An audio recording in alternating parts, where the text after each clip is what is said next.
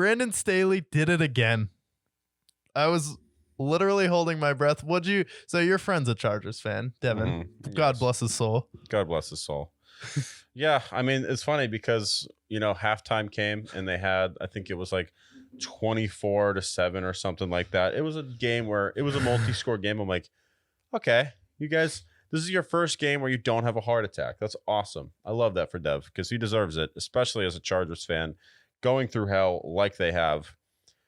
And then the Raiders scored with Josh Jacobs. I'm like, okay. And this is also with their rookie quarterback, by the way. Yeah. And then they scored again. I'm like, okay, here we go again. Same old Chargers.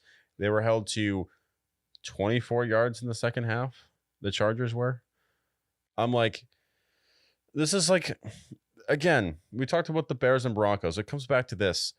How do you win and yet still lose? For the Chargers, they are now 2-2. They have bounced back from the 0-2 start. But in every game, we're disappointed in them. And this is the Chargers team.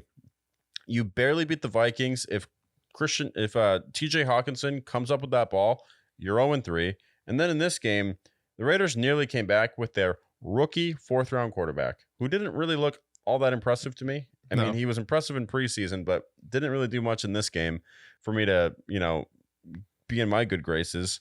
And then you still almost blew a giant lead against the Raiders.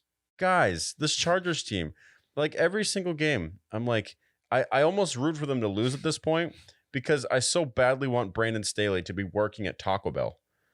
And unfortunately, behind him and facing him on the other sideline is Josh McDaniels, who might be worse than Brandon Staley because you have one guy who's aggressively aggressive. You have another guy who's aggressively conservative.